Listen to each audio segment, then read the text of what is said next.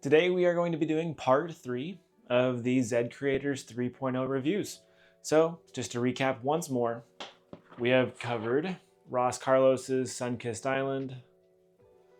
We have covered Justin Copeland's Seamless Soul. And today we will be reviewing Jordan the Giant Connoisseur's Ibere. Welcome back to the channel. My name is Nick, also known as Scent Nick.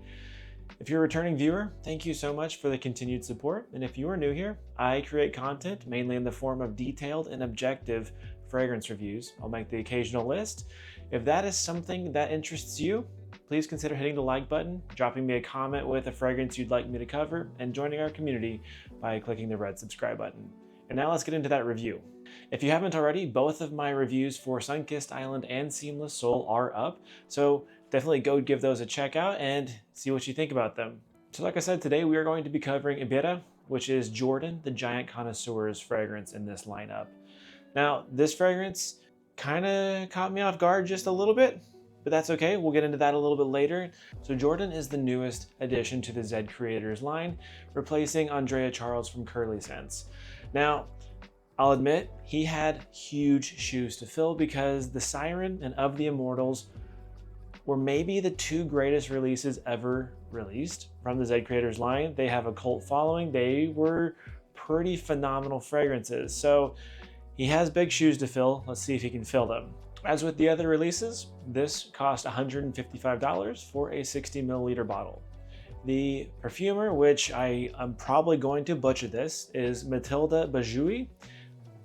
I apologize if I said that completely wrong. In my opinion, this scent is a vanilla amber gourmand fragrance. And for those that know my taste, that's already going to provide just a little bit of a challenge for me. The top notes are very simple with this fragrance. It's simply pink pepper and nutmeg.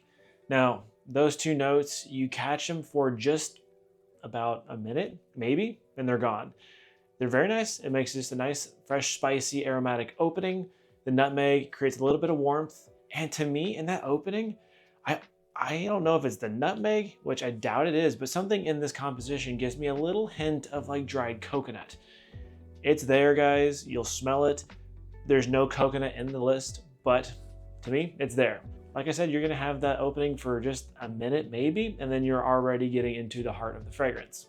So the heart is fairly simple. You get dried fruits, you get sublimalide, which is a synthetic molecule kind of simulating ambrette, which is a musky seed. It kind of produces this powdery, warm, kind of nutty, and slightly animalic smell. You get powdered sugar accord, and you get lavender. Now, this mid is very nice. The dried fruits are very present. There's not one in particular fruit that you're gonna pick up on. To me, it was like a mixture of dried cherries and a little bit of like raisin, and maybe a little bit of that coconut that could be in there as well. The musk is very soft. It's not prevalent. It does give a warmth to the composition, a little bit of that powderiness. The powdered sugar accord is, in my opinion, very clever. I don't know what they did to make that accord, but it's nice. It literally smells like powdered sugar for just a little bit, a dry, sweet, powdery element. And the lavender is very much in the background. It's there for a little bit, you'll catch it, and then it's gone, which is kind of a shame because it's a nice touch. It produces this slightly soapy herbal touch behind it all, giving it a little bit of interest. You'll have the heart for, I don't know, maybe an hour or so, and then you really just move into the base where you're gonna hang out for a long time. Now, the base is a lot of sweet elements. So in that base, you're going to get vianol, you're gonna get tonka, cedarwood, vanilla, moss, and amberwoods. As we get into these notes, the vianol is another synthetic molecule giving a vanillic, kind of woody, spicy, oriental touch. You get the tonka, which is a vanilla type note. It's the more masculine, more dry, hay-like. You get vanilla. That's the third iteration of vanilla in the base. You get cedarwood, which I never picked up on it. The moss is so hidden that really it just adds a little bit of oomph, maybe a little bit of a green, damp kind of facet. And the amber woods, again, I didn't even notice it. Really, all I'm suspecting it's doing is just adding a little woodiness and a little bit more of that oriental spice. All that plays together to create a vanilla gourmand fragrance. And that's kind of where I was like, okay. So it's a very linear fragrance. It smells nice, and it smells like it was trying to fill the shoes of the previous releases that Curly Sense did. I don't know how I feel about it, because you smell it for 30 minutes. It's pretty interesting. And then after that 30 minutes, that's what you're gonna get for the rest of the wearing. It's very simple. It's very safe. It's pleasant. Don't get me wrong. It is a gourmand that I actually found very enjoyable. But I got bored really fast with it because it was the same smell all throughout. So with that, we're gonna get into the questions. Is this original?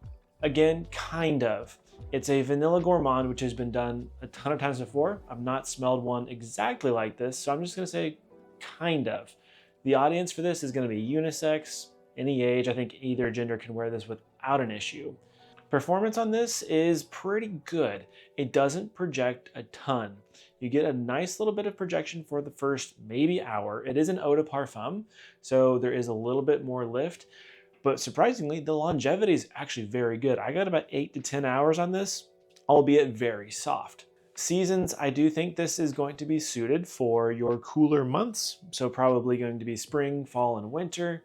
And for occasions, this is going to be a night out, a date night style fragrance, being on the sweet gourmand side. So let's get to that rating. This one I'm gonna give a 7.02. Because of how linear it was, and I think the use of certain raw materials really held this back. So overall, you have so many iterations of sweet, vanillic style elements in here. And those kind of materials don't necessarily create the most depth or like movement in a fragrance. They really work as a fixative to help with longevity, but they can really flatten out a composition. So there's not a lot of movement. You get a cool spicy opening, you get a little bit of soapiness in the mid, but then really for 6+ hours, you're gonna just have a kind of toasty vanilla and kind of sweet fragrance sitting on you. It does get kind of boring. I guess I don't really have a lot to say about this one. There's nothing wrong with it. It's just, it didn't interest me too much. I know a lot of people are really enjoying this because, like I said, it is a nice fragrance and it did score a 7, which is above average. So I am really curious to know, what are your personal experiences with Ibere? Do you love it? Do you think it's meh? Let me know in the comments. I just want to hear. And guys, if you enjoyed that review, please consider hitting the like button. Make sure you drop a comment to interact. Hit the red subscribe button to join the community, and we'll see you in the next one. Peace.